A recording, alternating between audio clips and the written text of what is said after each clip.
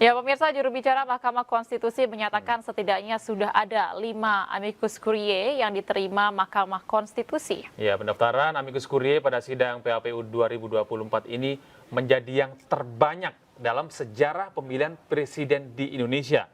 Dan yang terbaru ini pemirsa, Presiden kelima Republik Indonesia, Megawati Soekarno Putri, mengajukan diri sebagai sahabat pengadilan. Sebenarnya apa kegentingan yang membuat Ibu Mega mengajukan diri menjadi sahabat pengadilan? Kita akan bahas bersama dengan Sekjen PDI Perjuangan, Mas Hasto Kristianto. Selamat pagi, Mas Hasto. Apa kabar? Selamat pagi, apa kabar? Baik-baik, terima kasih. Baik, Mas Hasto.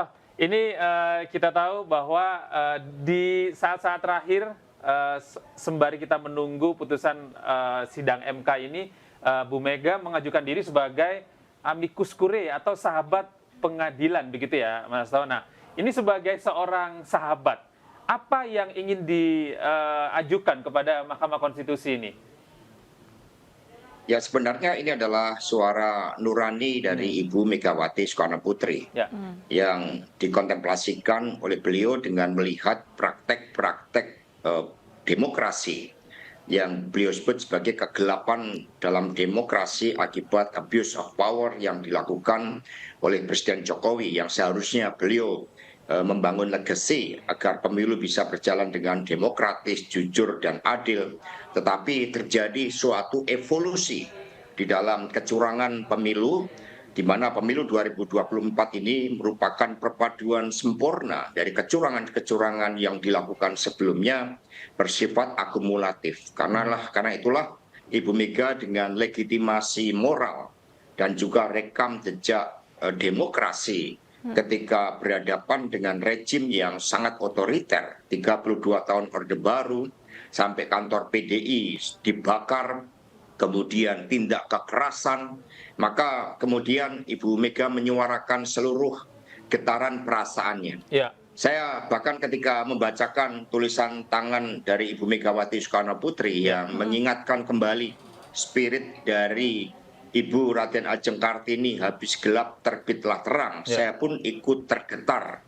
Itu beresonansi karena yang disuarakan adalah suara kebenaran, sehingga dengan menjadikan Ibu Mega sebagai amicus curiae, maka diharapkan ini juga akan memperkuat para hakim MK di dalam mengambil keputusan agar berpihak kepada konstitusi, pada sikap-sikap kenegarawanan yang harus dimiliki oleh para hakim MK, dan juga keadilan serta kebenaran yang hakiki. Itulah yang diharapkan oleh Ibu Megawati Soekarno Putri. Iya, berarti hal-hal tersebut ini yang menjadi signifikansi dan juga modal sosial yang nantinya akan dibawa Bu Megawati sebagai sahabat pengadilan, begitu ya, atau amicus curiae. Lalu ada pendapat nih dari Wakil Ketua Partai Gerindra, Mas Hasto, Habibur Rahman, yang mengatakan bahwa Mahkamah Konstitusi, mereka yakin bahwa Mahkamah Konstitusi akan mengesampingkan amicus curiae yang diajukan oleh Ibu Megawati Soekarno Putri. Ini tanggapan Mas Hasto sendiri bagaimana? Ya, namanya kebebasan berpendapat ya boleh-boleh saja di dalam negara demokrasi. Yang tidak diizinkan kan penyalahgunaan kekuasaan, membungkam suara rakyat dengan bansos yang jumlahnya mencapai lebih dari 467 triliun rupiah, pengerahan aparatur negara, karena ini akan membunuh demokrasi ke depan. Sebagai contoh, saat ini banyak pihak-pihak yang sebenarnya sangat berkompeten untuk menjadi kepala daerah, mereka menjadi ragu bagaimana mereka harus menjadi kepala daerah dengan pengerahan aparatur negara, pengerahan sumber daya negara. Sehingga tidak ada lagi yang kemudian memiliki keberanian dari kalangan rakyat biasa untuk menjadi kepala daerah hanya bermodalkan integritas, bermodalkan kemampuan teknokratik, bermodalkan keberpihakan pada wong cilik.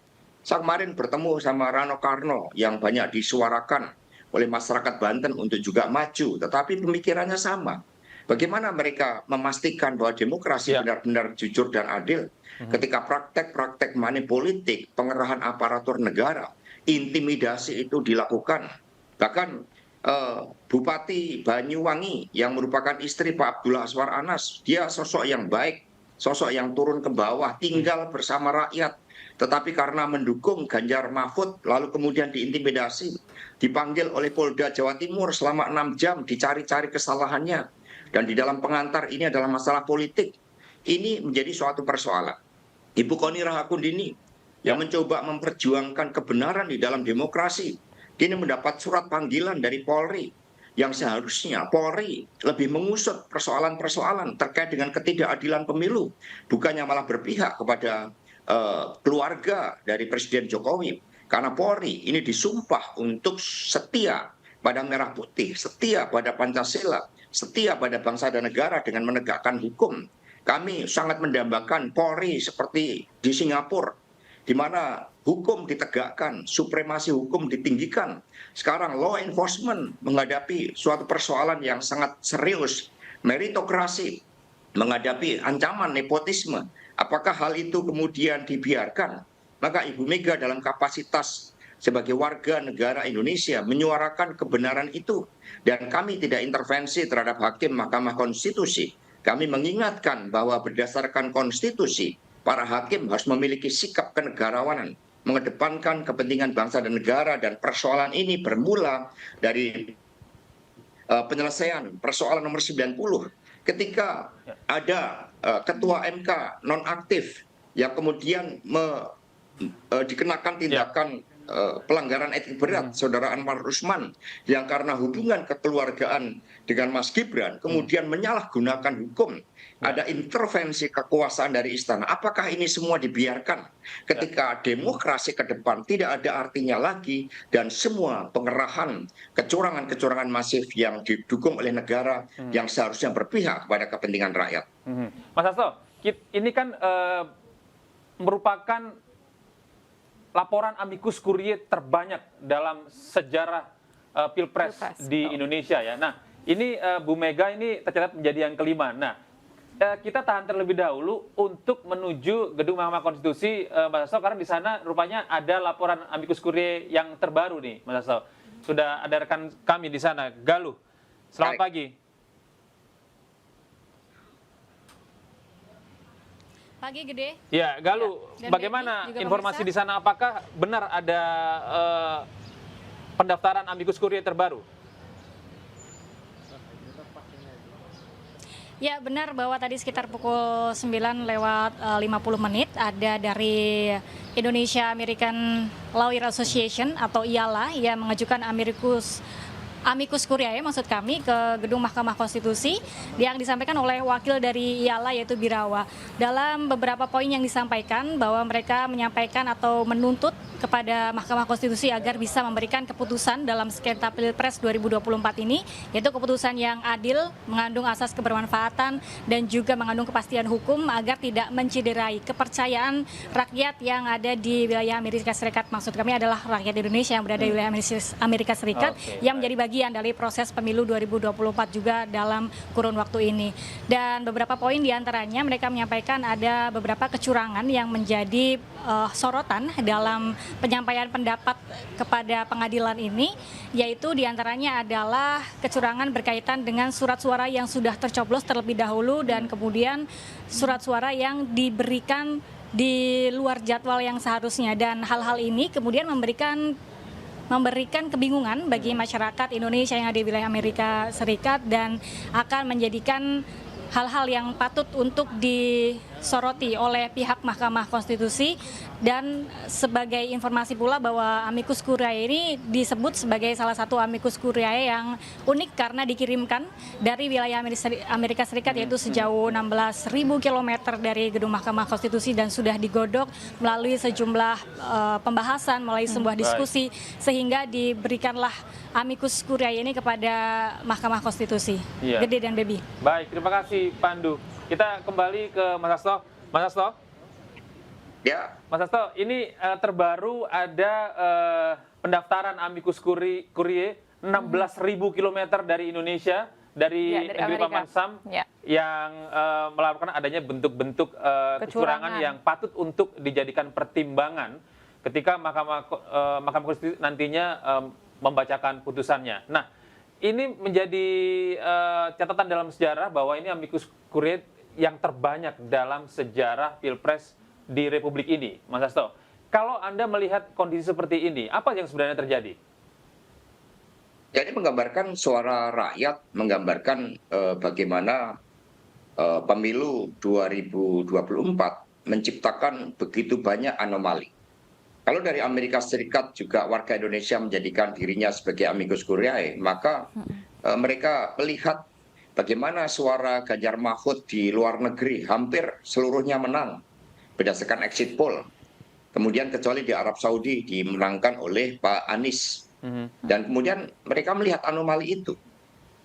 Hasil exit poll di luar negeri yang memberikan kemenangan pada Ganjar Mahfud itulah yang melatar belakangi operasi semakin masif pada H-3.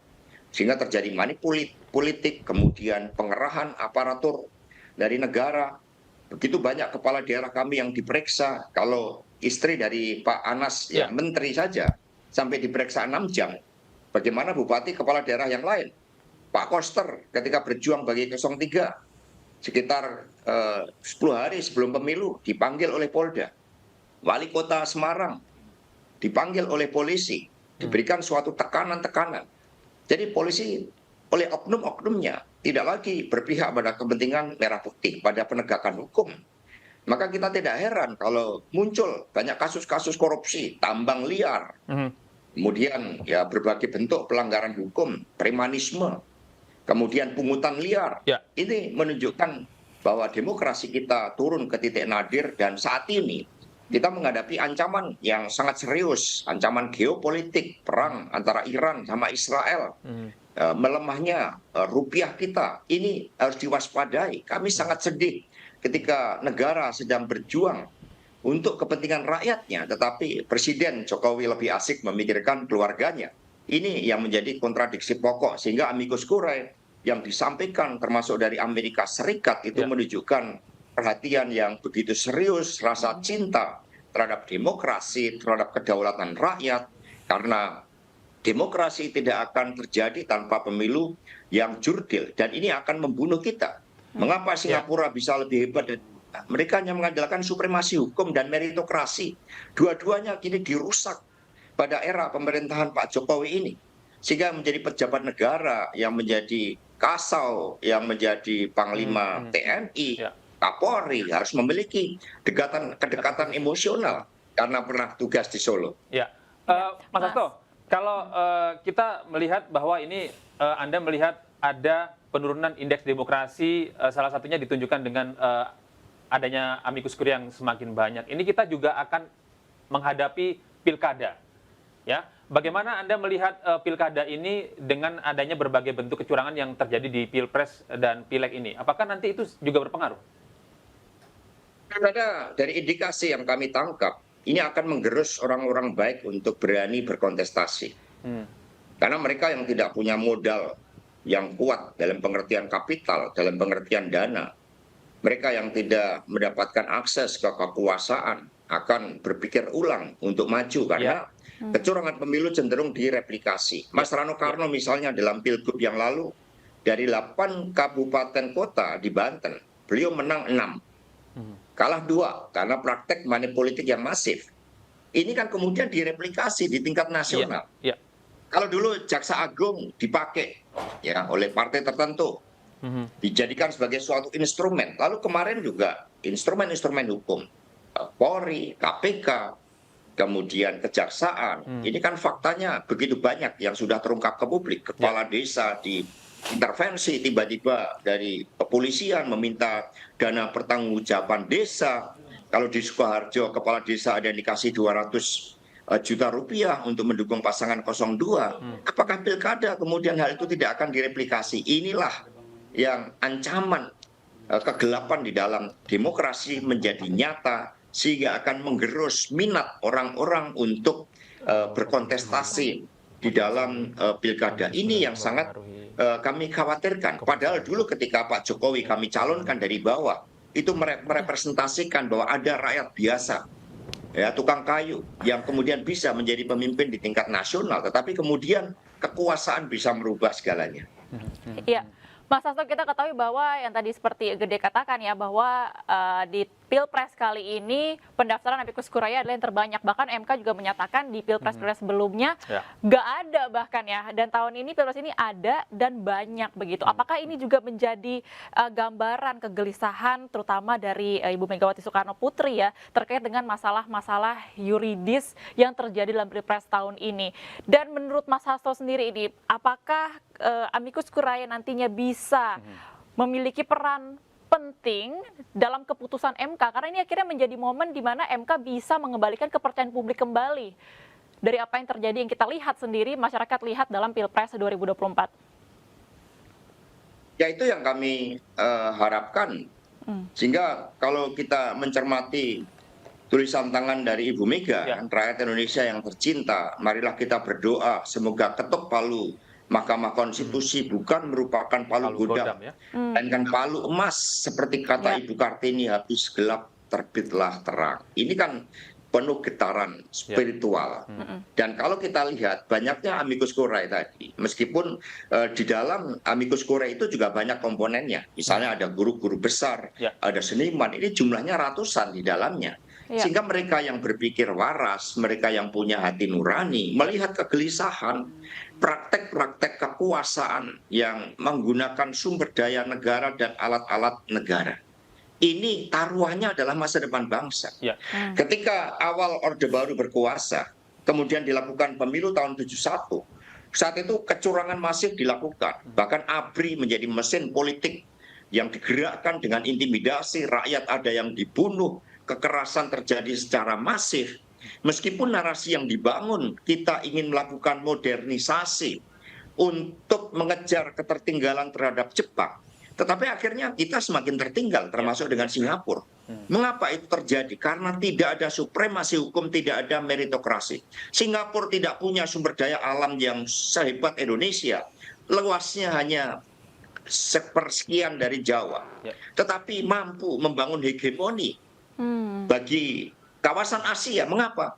Hanya mengandalkan meritokrasi dan supremasi hukum. Dua-duanya ini dihancurkan. Bahkan pemilu dihancurkan.